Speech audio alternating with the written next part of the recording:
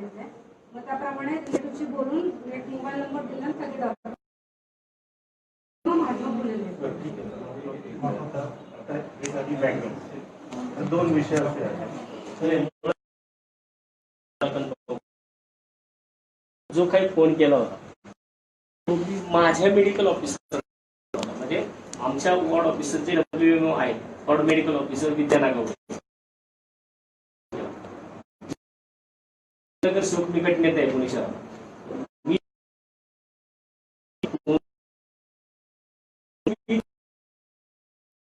मागणी करतो तुमच्याकडनं कन्फर्मेशन हॉस्पिटलला बेड आहे, तर मी तिथनं पेशंट इथं आला. त्याची 96 इथं आल्यानंतर तिथं 76 पल्स रेट होता, इथं आल्यानंतर तो 96 चा तो ओके होता. आणि मग नंतर त्याला आपल्याकडे ऍडमिट करून घेतलं आणि त्या दिवशी कुठलेही आपल्याकडनं पेपर मागितले गेले नाही, काही सांगितलं नाही. दुसऱ्या दिवशी त्याला डायरेक्ट सांगितलं की 40,000 रुपये भरा त्या पेशंट. 40,000 रुपये भरा म्हटल्यानंतर त्याच्यानंतर मग मी आमच्या मेडिकल ऑफिसरला फोन लावला. तेव्हा तुम्हाला मी जे काय म्हणतोय हे मी तुमच्या संग बोललोय आणि तुम्ही तिथं मला बेड उपलब्ध करून दिलाय, मग माझ्या पेशंटला 40,000 रुपये भरायचं काय कारण? मग त्यांनी म्हटलं नाही नाही ते असं नाही तसं नाही. म्हणलं मॅडम मी तुम्हाला फोन केला, मी कुठल्या एजंटला नाही फोन केला किंवा मी कुठल्या डॉक्टरांच्या माध्यमातून नाही गेलो, मी महानगरपालिकेच्या डॉक्टरांच्या माध्यमातून बेड उपलब्ध केलाय. जे तुमचा आमचा टाईप आहे, तुम्ही आम्हाला पेशंटला बेड करून देणं गरजेचं आहे, आम्ही तुम्हाला पेमेंट देणं गरजेचं आहे. मग माझ्या अधिकाऱ्याला हे बोलल्यानंतर लगेच घाई करण्यामध्ये त्यांनी एक हे केलं, पेपर बनवला आणि तो तुम्हाला कदाचित व्हॉट्सअप केला असेल. मी त्यांच्याकडे आधी रेशन कार्ड, आधार कार्ड मागितलं होतं. नंतर त्या म्हणल्या नाही आम्ही PMCतून रेफर केलेलं आहे. तर कोण होते मला माहिती नाही. त्यांना म्हणलं मग ते रेफरल पण मला व्हॉट्सअप केलं तर बरं होईल.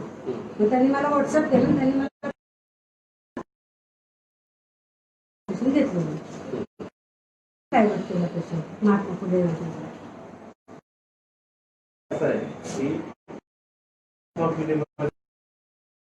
आत्ताच मी स्टेट कोऑर्डिनेटर त्यांच्याशी बोललो. त्यांनी काय सांगितलं, महात्मा फुले मधलं एक्सक्लुजन कशाचं आहे, high end medicine, high end investigation आणि ह्याचं PPE किट्सवर. तर आता ही जर प्रिस्क्रिप्शन आपण पाहिली तर ह्याच्यात अगदी बेसिक आहे, सलाईन, ग्लोव्ज, सिरिंज. तर हे प्रिस्क्रिप्शन द्यायचं काही पहिली गोष्ट कारणच आहे. दुसरी गोष्ट अशी आहे की हे जे सगळे आहे आता इथे बघा इतक्या गोळ्या, एकूण त्याला 96 गोळ्या, म्हणजे हे जे काय माझ्याकडे 8 प्रिस्क्रिप्शन आहे त्याचे गुगल पेचे हे सगळे दिले गेले असं त्या प्रिस्क्रिप्शन नुसार दिसतंय. एकूण सलाईन 28 दिल्यात त्याच्यात, एकूण ग्लोव्ज त्याच्यासाठी फक्त त्या पेशंटसाठी 64 ग्लोव्ज वापरले. सिरिंज एकूण जे दिल्यात 10 ml आणि 5 ml त्या 45 दिल्यात. अँटीबायोटिक इंजेक्शन जे आहेत त्याला ते 10 इंजेक्शन दिले. रक्त पातळ व्हायचं, शुगरचं, तापाचं, स्टेरॉइडचे असे एकूण 28 इंजेक्शन दिले. असे त्यात 38 इंजेक्शन दिसतात. पण एवढं सगळं दिले मी पेशंट संग रोजच्या रोज कोऑर्डिनेट करतोय. पेशंट आता एकदम वेळ आहे, मी PPE किट घेऊन आलेलो आहे, मी पेशंट पण जाणार आहे. त्या ठिकाणी मी पेशंटला विचारलं तर पेशंटला फक्त सकाळी 3, दुपारी 3 किंवा त्याला कुठल्याही गोळ्या दिल्या जात नाही. मग त्याला जर त्या गोळ्या दिल्या ज्या की आपलं फॅबिफ्लूचं प्रपोर्शन आहे की पहिल्या दिवशी देताना तुम्ही फॅबिफ्लू 9 गोळ्या एका सकाळी आणि 9 गोळ्या संध्याकाळी दिल्या पाहिजे. Second day, third day, fourth day, 5 day 5 दिवसाचं तुमचं ते आहे पॅकेज. त्याच्यामध्ये मग दुसऱ्या दिवशीपासून सकाळी 4 आणि संध्याकाळी 4 असे पुढचे 4 दिवस. मग जर 9 गोळ्या सकाळी, 9 गोळ्या संध्याकाळी त्याला 2 तारखेला दिल्या तर मग त्या दिवशी त्याचं गोळ्यांचं तर 15 गोळ्या झाल्या पाहिजे. तो असं तुम्हाला कधी एवढ्या गोळ्या कधीच दिल्या गेल्या नाही. म्हणजे आमच्याकडनं जे काय साहेब माझं ऑब्जेक्शन असं आहे की जर तुम्ही जे काय आता तुम्ही कोण म्हणले याच्यामध्ये ते महात्मा फुले योजनेचे स्टेट कोऑर्डिनेटर जे आहे ते फक्त ह्या फिगर्सवरती काम करतात. माझं ऑब्जेक्शन आहे की आमच्या पेशंटला जर तुम्ही ह्या गोळ्या दिल्याच नाही, ते वापरलंच नाही, तर मग हे रोजच्या रोज सकाळी हा एक व्हॉट्सअपवरती मेसेज येतो आणि गुगल पे करायला होतात. आजपर्यंत ह्या बिलांचं जर टोटल केलं तर तो एक साधा किराणा माल दुकानाला माणूस 23,000 रुपये त्याने आतापर्यंत पे केले. अजून तर त्याला इथून पुढे तुम्ही जर मेडिकल इथं ठेवला तर रोजच्या रोज 5-6,000 असे गेले. तो अजून 7-8 दिवस इकडे राहिला तर त्याचे अजून 5-50,000 रुपये. म्हणजे महानगरपालिका जर तुम्हाला ह्या वेळेचे पैसे देणार असेल तर तो पेमेंट होता त्याचं 5-50,000 रुपये जाणार असेल तर मग आपल्या याचा अर्थ काय? म्हणजे याच्यात दोन वेगवेगळे विषय आहेत. एक तर म्हणजे ते द्यायचं का नाही प्रिस्क्रिप्शन हा एक विषय, आणि दुसरा विषय असा आहे तेवढ्या औषध तर एवढे मागवल्यानंतर त्या रुग्णाला दिले जातात का, रुग्ण तर म्हणतात मला दिले गेले, असे दोन विषय आहेत. तर सांगा.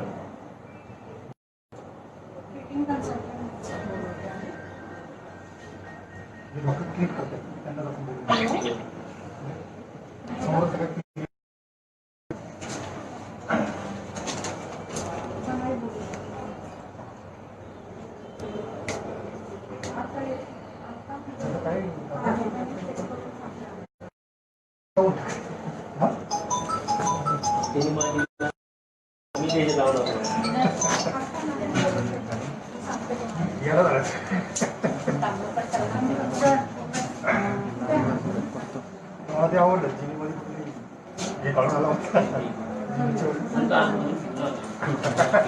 डायरेक्ट जायचे पेशंटला तुम्ही समोर विचारा डॉक्टर पेशंटचं काय म्हणणं पेशंटला किती वेळ दिल्या जातात काय अनुभव होते काय की पेशंट आणि पेशंटच्या घरच्यांचा काही संपर्क होऊ शकतो.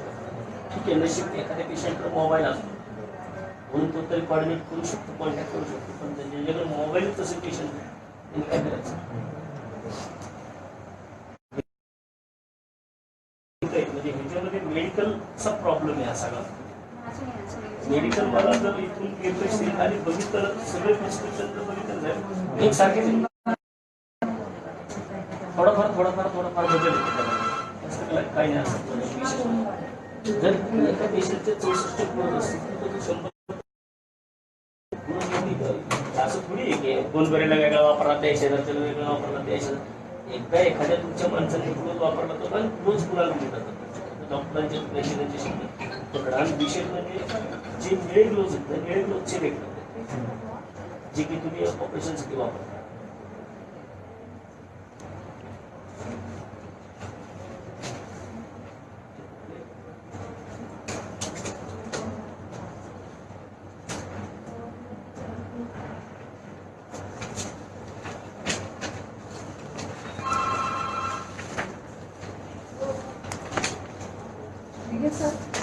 डॉक्टर आता स्वतः पीपी किट घालून तर फोनवर बोलणं करा.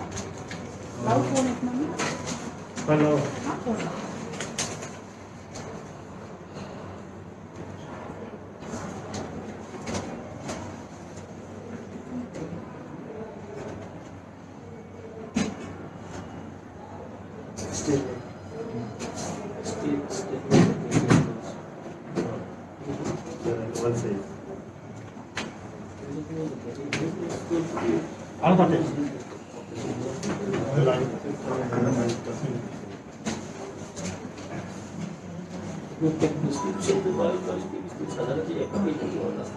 योजनेमध्ये तुम्ही वेगळं बसला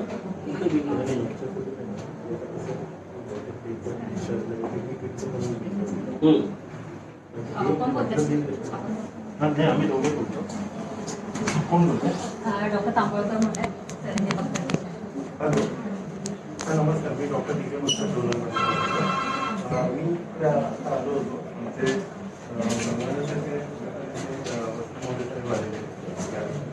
एक पेशंट आहे त्याच्या बाबतीत जी प्रिस्क्रिप्शन वगैरे दिली तर वर करणे असं दिसते आपल्याला भरपूर सारी सलाईन्स आणि हे दिली गेली टॅबलेट्स वगैरे, पण प्रत्यक्षात पेशंट कॉन्शियस आहे का?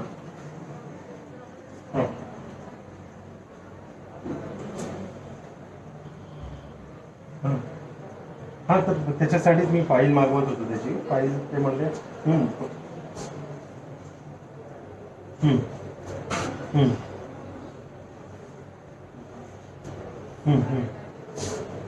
नाही, बरोबर आहे, परंतु मला काय म्हणायचं आहे की तो जर महात्मा फुले योजनेमध्ये आहे एनरोल्ड तर आपण छोट्या छोट्या गोष्टी त्याला घेऊन देणं तर कितपत योग्य आहे.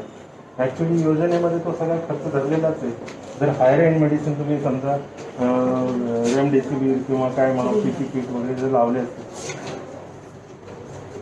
हां, तर ते त्याचे बिलं लावली असते तर ते आपण समजू शकलो असतो. पेशंटकडनं अगदी तापाच्या गोळ्यापासून पॅन डी वगैरेच्या हे सगळं बिल घेतलेले असते.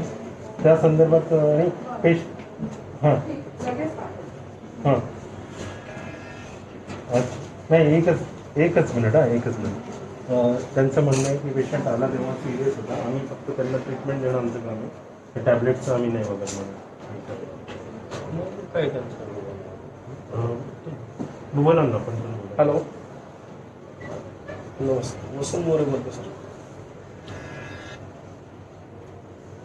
हां हां ओके. हं.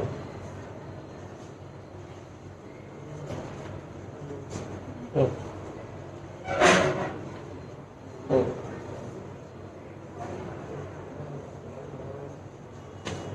हं.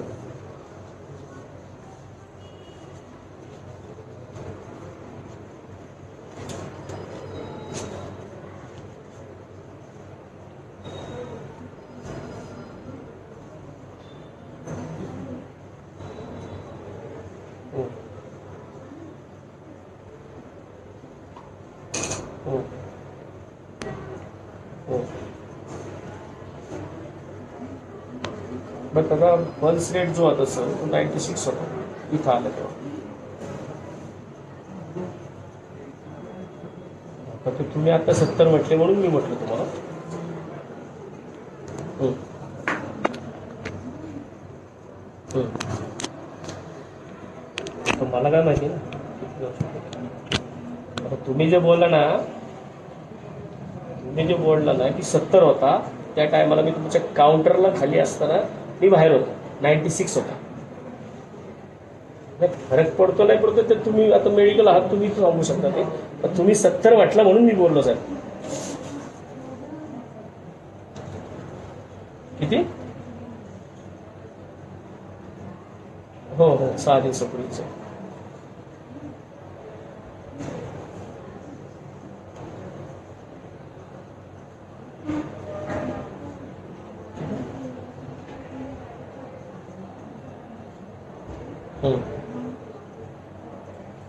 हा तेच ना ते काय आता डॉक्टर आहेत ना आम्ही पण मी पण मेडिकल ऑफिसर आमचे पण आलेले आहेत ना ते पाहतील ना मेडिकल. आता मला पण काय माहिती ना फाईल बघतील ते. हां हां ठीक फाईल घेऊ आपण मागू. बघू मेहता मॅडम फाईल मागवा ना. हो मागवते.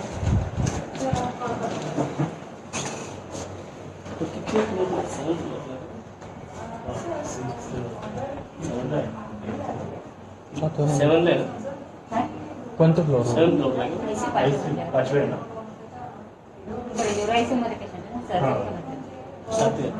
चौथं.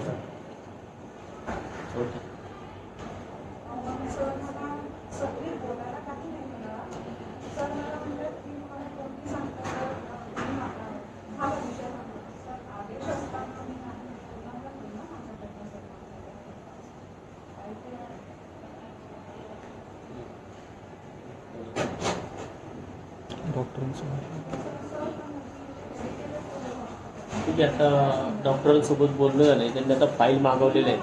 त्या फाईल आल्यानंतर डॉक्टर पण फाईल चेक करतील त्याच्यानंतर ना काय बोलायचं ते मी खाली आल्यावर बोलेल.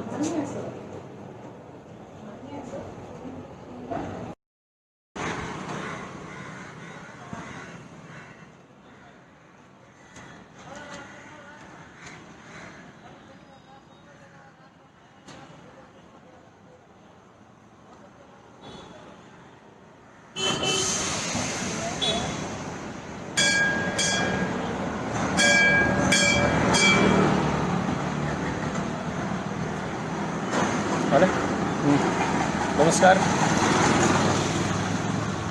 आज आपण मी मागाशी बोलल्याप्रमाणे पोस्टमार्टेम आजपर्यंत हॉस्पिटलमध्ये होतात, परंतु हॉस्पिटलमधल्या बिलाचं पोस्टमार्टेम आज आपण जे मेडिकल असतं त्या मेडिकलमधलं करायचं ठरवलं की आपण इथं पाहू शकतो. आपण पुन्हा हॉस्पिटलमध्ये आलेलो आहे. ज्या पुन्हा हॉस्पिटलमध्ये 2 तारखेला एक पेशंट कृष्णा गोनबरे म्हणून या पेशंटला मी मुळात अजून आपल्याला ह्या सगळ्या गोष्टींसाठी वेळ लागणार आहे. कारण मी आत्ताच वॉर्ड मेडिकल ऑफिसर जे इकडचे आहेत डॉक्टर दिघे महानगरपालिकेच्या माध्यमातून त्यांना मी फोन केला आहे, ते आता येतील. राज्य शासन असेल, पुणे महानगरपालिका असेल, यांनी जे काही ऑडिट करण्यासाठी काही लोकांना इकडं अपॉइंट केलं आहे, एक समिती नेमली आहे. परंतु या समितीच्या माध्यमातून सुद्धा जे काही अडचणी आहेत, प्रॉब्लेम आहेत, समिती ज्या विषयावरती काम करते ती करते ह्या फिगरवरती, बिलांच्या. ही जी काय अशी बिलं आहेत, ह्या बिलांच्या फिगरवरती समिती काम करते. परंतु खऱ्या अर्थानं काम करायला पाहिजे ते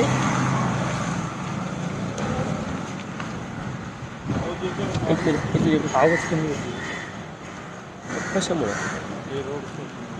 हां, पण आवाज येत नाही पेजला येत असेल, कमी होती पेजला. थोडं मोठ्याने बोला. पण खऱ्या अर्थानं जो अडचण होती ती ह्या प्रिस्क्रिप्शनमध्ये. हे जे प्रिस्क्रिप्शन आहे, म्हणजे जिकडं आपण दवाखान्यामध्ये गेल्यानंतर डॉक्टर आपल्याला जे लिहून देतात ते हे. आज मी ह्या प्रत्येक बिलामधला एका विषयाचा आम्ही अभ्यास केला आहे. प्रत्येक ठिकाणी काय काय विषय घेतले, काय विषय दिले,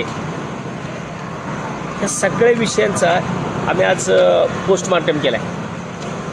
आज हा कृष्णा गोंधबरे म्हणून जे पेशंट आहेत, माझे एकदम जवळचे मित्र आहेत, सुरेश गोंधबरे त्यांचे मोठे बंधू आहेत. तुझं हातामुळे काय होतं, मला 1 तारखेला फोन आला होता की म्हणजे कशा पद्धतीने एक स्कॅन्डल चाललं आहे. मला आमच्या सुरेशचा फोन आला की भाऊला त्रास होतो आहे, म्हणून मला भाऊला ॲडमिट करायचं आहे. आणि त्यावेळेस त्या पेशंटचा जेव्हा आम्ही कात्रजला त्यांचा ऑक्सिजन लेवल ज्यावेळेस तिथं चेक केली तेव्हा ती 76 होती. तिथून तो पेशंट आम्ही लगेच अर्जंटली मी माझ्या वॉर्ड मेडिकल ऑफिसरला फोन केला आणि आमच्या वॉर्ड मेडिकल ऑफिसरने लगेच सांगितलं की पुणे हॉस्पिटलला बेड उपलब्ध आहे, जे की मी माझ्या महानगरपालिकेच्या वॉर्ड मेडिकल ऑफिसरला फोन केला होता. जिथं मी माझ्या महानगरपालिकेच्या वॉर्ड मेडिकल ऑफिसरला फोन करतो त्या अर्थी मला मिळणारा बेड हा महानगरपालिकेच्या योजनेतलाच असला पाहिजे. कारण मी कुठल्या डॉक्टरला फोन केला नव्हता किंवा कुठल्या एजंटला फोन केला नव्हता, मी महानगरपालिकेच्या डॉक्टरला फोन केला होता. पण मला तो मिळणारा बेड हा महानगरपालिकेच्या योजनेतलाच असला पाहिजे, तो योजनेतलाच होता असं आम्ही धरून चाललो. कारण त्या दिवशी इथं आल्यानंतरनं त्या संबंधित पेशंटच्या टायमाला कात्रजवरून आम्ही ॲम्ब्युलन्समध्ये टाकला आणि इकडं आणत असताना त्या पेशंटच्या सोबत मी स्वतः ॲम्ब्युलन्समध्ये स्पीकर फोनवरतून बोललो. त्याला मी आधार दिला त्या पेशंटला की भाऊ तू घाबरू नको, तुला काही झालेलं नाही आहे, तू घाबरला आहे. एकंदर त्याच्या त्या बोलण्याच्या याच्यावरनं सगळ्या गोष्टी कळत होत्या. पण त्या टायमाला तसं त्याच्यासंग मी जवळजवळ कात्रजपासून पुणे हॉस्पिटलला येईपर्यंत 5-10 मिनटं त्यासंग बोललो. आणि काय असेल त्याच्यामध्ये की पुणे हॉस्पिटलला पोचल्यानंतर ज्यावेळेस त्याला इकडं आणला त्यावेळेस त्याची ऑक्सिजन लेवल 96 आली, 96 त्याची ऑक्सिजन लेवल आली. तो चांगला होता. आतमध्ये नेलं त्याला, आतमध्ये नेल्यानंतर ॲडमिट करून घेतलं. ॲडमिट झालं. दुसऱ्या दिवशी परत पेशंटच्या भावाला फोन आला की उद्या सकाळी तुम्हाला सकाळी लवकर तुमच्या पेशंटला ICUमध्ये न्यायचे, 40,000 रुपये भरा. मला प्रश्न पडला की माझा पेशंट जर हा महानगरपालिकेच्या योजनेमधनं मी इकडे पाठवला आहे तर माझ्या पेशंटनी 40,000 का भरायचे. म्हणून मी वॉर्ड मेडिकल ऑफिसरला फोन केला. तर वॉर्ड मेडिकल ऑफिसर म्हटल्या नाही सर ते करावे लागतं, ते भरावे लागतं. कशा करता. जर ह्या एवढ्या मोठ्या हॉस्पिटलसोबत आपण जर महानगरपालिकेने काय टाईप केलेले, हे सगळे हॉस्पिटल हे महानगरपालिकेच्या माध्यमातून यांना टॅक्समध्ये सवलत मिळते, यांना FSI वाढवून मिळतो, यांना सगळ्या सुविधांमध्ये जर पुणे महानगरपालिका यांना जर सगळा फायदा मोबदला घेतला जातो तर मग तिकडं जी लोक येतात त्यांची केअर का केली जात नाही. मग मी माझ्या मॅडम संग त्या वॉर्ड मेडिकल ऑफिसर संग बोललो तर त्यांना मी हेच म्हटलं की मला तो महानगरपालिकेचाच बेड हवा आहे जो तुम्हाला मी सांगितला होता. तुम्ही तिथं काही एजंट म्हणून काम करत नाही आहे, तुम्ही महानगरपालिकेच्या कर्मचारी आहात. आणि मी जर नगरसेवक म्हणून तुम्हाला फोन केला तर तुम्ही मला तो महानगरपालिकेचाच बेड दिला पाहिजे. मग घाईघाईने मॅडमनी एक हे बनवलं, चिठ्ठी बनवली आणि या संबंधित या ठिकाणच्या डॉक्टरांना ती चिठ्ठी व्हॉट्सअप केली. ती व्हॉट्सअप आल्यानंतर लगेच आमच्या पेशंटला म्हणले ICU काहीच नाही लागत.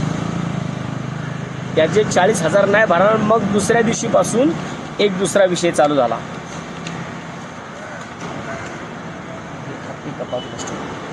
हा बिलांचा 2 तारखेपासून ह्या पेशंटला 6,000, 5,000, 2,900, 2,500, 2,400 आणि 2,000 अशी जवळजवळ 22-23 हजार रुपयांची बिलं दिली गेली रोज. आणि याच्यामध्ये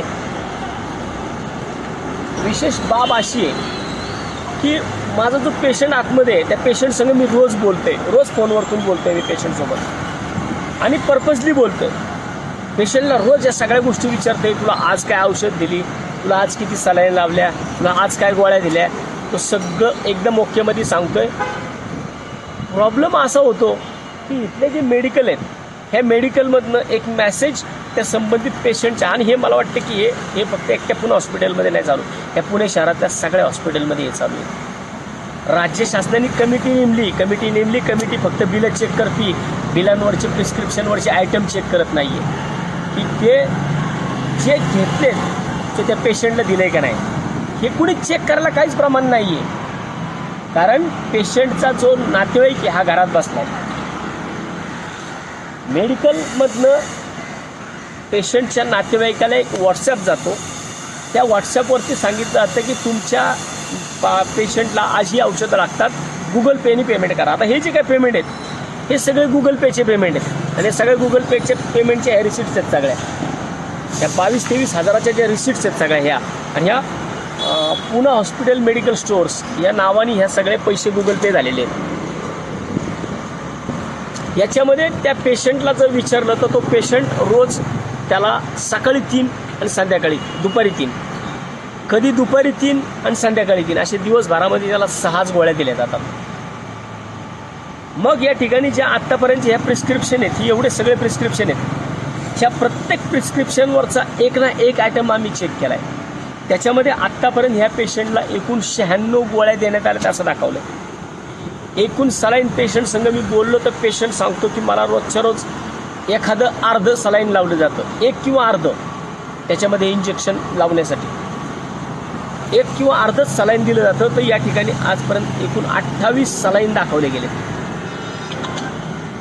ग्लोव्ज, आता तुम्ही सांगा मला, त्या एका रूममध्ये 2 पेशंट आहेत, असे त्या मजल्यावरती इतके पेशंट आहेत. मग ह्या सेपरेट एका पेशंटकडनं ग्लोव्ज आतापर्यंत 64 ग्लोव्ज वापरले गेलेत म्हणून सांगितलं. 64 ग्लोव्ज. सिरिंज जे आहेत इंजेक्शन देण्याचे जे सिरिंज आहेत त्या पेशंटला, त्याला रोज एखाद दुसरं इंजेक्शन दिलं जातं. त्याला 45 सिरिंज वापरलेत म्हणून दाखवलंय. अँटीबायोटिक इंजेक्शन्स जे सुरुवातीला होते ते इंजेक्शन्स पाहिले तर 10 इंजेक्शन्स दिलेत म्हणून सांगितलंय. त्याच्या व्यतिरिक्त त्याला रक्त पातळ व्हायचे, शुगरचे, तापाचे, स्टेरॉइडचे असे एकूण 28 इंजेक्शन दिलेत. म्हणजे टोटल इंजेक्शनची संख्या जर धरली तर ही 38 होती. आणि पेशंटला विचारलं तर पेशंट म्हणतो मला एखाद दुसरं इंजेक्शन दिलं जातं. मग एखाद दुसरं इंजेक्शन जर असेल, पेशंटचा आजचा 6वा-7वा दिवस आहे, मग या एखाद दुसऱ्या इंजेक्शनमध्ये पेशंटला किती इंजेक्शन होऊ शकतात. मग हे 38 इंजेक्शन्स जे आहेत, हे 38 इंजेक्शन नक्की दिले कुणाला. त्या व्यतिरिक्त ह्या सगळ्या विषयांमध्ये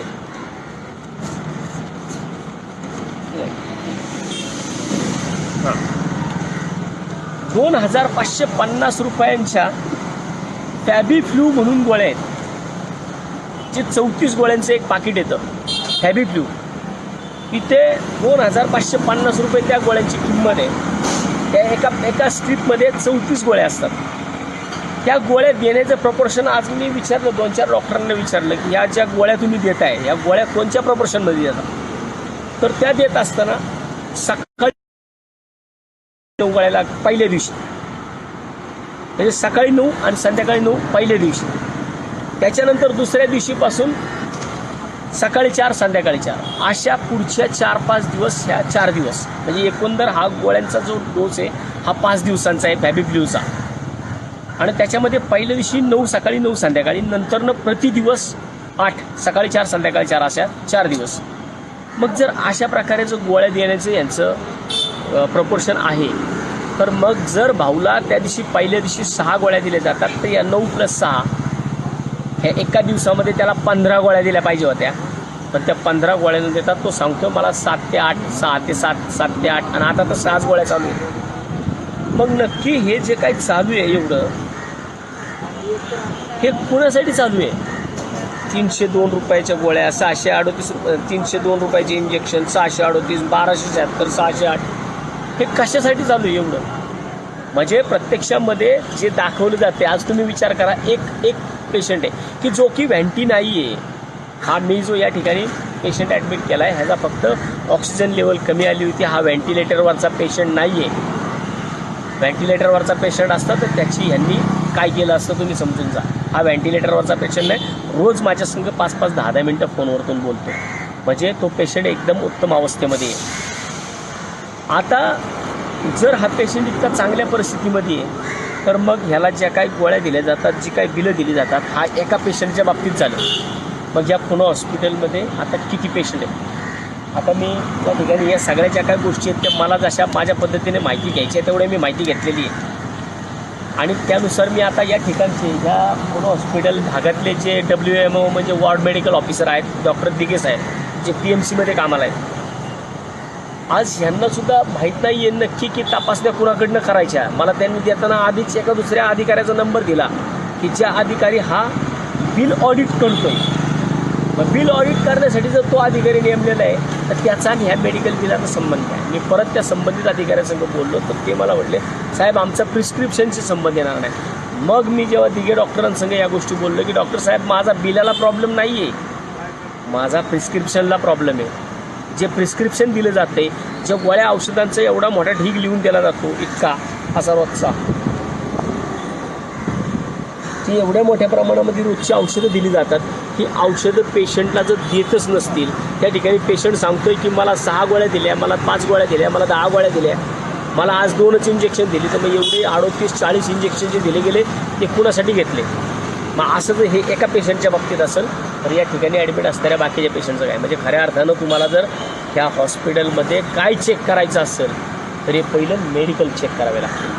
त्या ठिकाणी जे मेडिकल आहे हे मेडिकल चेक करावं लागेल की या मेडिकलमध्ये जी रोजच्या रोज बिलं दिली जातात, ज्या पेशंटला बिलं दिली जातात, मग ते व्हेंटिलेटरवरचे पेशंट असू द्या, तर ऑक्सिजनवरचे पेशंट असू द्या, किंवा सिम्टमॅटिक अथवा असिम्टमॅटिक पेशंट असू द्या, ह्या सगळ्या पेशंटला जी रोजच्या रोज मेडिकलची बिलं दिली जातात, ही सगळी मेडिकलची बिलं चेक केली पाहिजेत.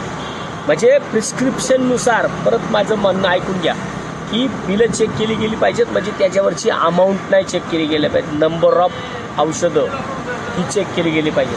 म्हणून मी आत्ता पहिल्यांदा तुमच्यासमोर ह्या सगळ्या गोष्टी सांगण्यामागचं कारण, मला परत एकदा लाईव्ह मी येणार आहे, कारण आता इकडं डॉक्टर दिगेंना मी फोन केला आहे. त्याच्या अगोदर म्हणलं या सगळ्या गोष्टी तुमच्याबरोबर डिस्कस करणं गरजेचं आहे. डॉक्टर दिघे या ठिकाणी आले की आम्ही ज्या मेडिकलमधनं ही गोळ्या औषधं घेणार आहेत, घेतलेली आहेत, पुणे मेडिकल सेंटर, ह्या ठिकाणी आम्ही आता आतमध्ये जाणार. मी डॉक्टरांना 1 to 1 घ्यायला लावणार आहे की जर एका पेशंटच्या बाबतीत जर एवढं होऊ शकत असेल, तर इथं आता किती पेशंट ॲडमिट आहेत. मग जर एका पेशंटला रोजचे जर 5 आणि 6 हजाराची, 10 हजाराची, व्हेंटिलेटर नसलेल्या पेशंटला जर एवढी औषधं दिली जात असतील, तर मग जर या ठिकाणी 100-200 पेशंट ॲडमिट असतील, तर त्यांचं काय होत असेल? त्या पेशंटला किती रोजच्या रोज बिलं दिली गेली असतील? तर या सगळ्या बिलांचं पोस्टमार्टम करणं गरजेचं आहे. मेडिकलवरच्या ज्या मेडिकलने दिलेल्या त्या प्रिस्क्रिप्शनवरचं हे करणं गरजेचं आहे. त्या व्यतिरिक्त आता प्रॉब्लेम इथं होतो आहे की जो पैसे भरणार आहे तो घरात बसला आहे, जो उपचार करणारा तो इथं बसला आहे आतमध्ये, आणि देणारा आणि घेणारा जो आहे ना, ह्याच्यामध्ये काही कॉर्डिनेशनच राहिलेलं आहे. ज्या माणसाचा घरातला माणूस इकडं ॲडमिट आहे, तो कशाला त्याला विचारेल तुला किती गोळ्या दिल्या आणि तुला किती औषधं दिली? तो आपला सांगतात इथून फोन करून, सकाळी बघितलं तर मोबाईलवरती मेसेज आलेला असतो, एवढे पैसे गुगल पे करा, आणि ते गुगल पे होतात. म्हणजे इकडं मुंगी बनवून दरोडा टाकण्याची कामं चालू आहेत. आपल्याला वाटतं की 5,000, 6,000, 8,000 बिलं दिली जातात, पण 5,000 6,000 8,000 हे जर या ठिकाणी 200 पेशंट ॲडमिट असतील, 100 पेशंट ॲडमिट असतील आणि प्रत्येक पेशंटला जर अशा प्रकारे बिल द्यावं लागत असेल मेडिकलचं, तर यांचा एका बाजूने असं नाही खात, असं का होईना खाण्याची कामं चालू आहेत. म्हणून मी आज इकडं PPE किटसुद्धा घेऊन आलो. मी 2 PPE किट आणलेले आहेत. 2 PPE किट घेऊन आले. मी आता इथून पुढं आपले मेडिकल ऑफिसर आले दिघे साहेब, तुम्ही त्यांना घेऊन हे मेडिकलमध्ये जाणार आहे आणि त्या मेडिकलमधनं जर आमची त्या ठिकाणी त्यांनी व्यवस्थित आम्हाला खातरजमा करून दिली नाही, तर तिथून पुढे PPE किट मी पण घालणार आणि दिघे डॉक्टरांना पण देणार आणि पेशंटकडे घेऊन जाणार 7व्या मजल्यावरती आणि तिथं डॉक्टरांचा मी त्यांचा रेकॉर्ड त्यांचा करून घ्यायला लावणार, त्या आमच्या पेशंटचा, की ह्यांचा जबाब तिथं रेकॉर्ड करून घ्या की ह्यांना किती रोज गोळ्या दिले जातात, ह्यांना कुठले इंजेक्शन दिले जातात, ह्यांना कुठले औषधं दिले जातात आणि मग त्याचा सगळा रिपोर्ट, तो सगळा जबाब जो असेल तो मग कमिशनरपुढे ठेवून मग ह्यांच्यावर काय कारवाई करायची ते पुणे महानगरपालिकेचे महापौर असतील किंवा पुणे महानगरपालिकेचे आयुक्त असतील ते ठरवतील. तिघे डॉक्टर येतील थोड्याच वेळात, मला वाटतं आलेले पण आहेत डॉक्टर तिघे इकडं आलेले आहेत. आता मी डॉक्टर तिघेंसंग या सगळ्या गोष्टी डिस्कस करतो. डॉक्टरांची गाडी आहे हां तिघेंची कुठे गेले फोन आला डॉक्टर तिघे इकडे आलेले आहेत. मी त्यांच्यासंग एक 5-10 मिनटं पहिला हा सगळा विषय डिस्कस करतो आणि त्याच्यानंतर परत एकदा मी लाईव्ह येणार आहे. तुम्ही एक 5-10 मिनटं असेच इकडे तिकडे राहा, मी परत लाईव्ह येणार आहे. धन्यवाद.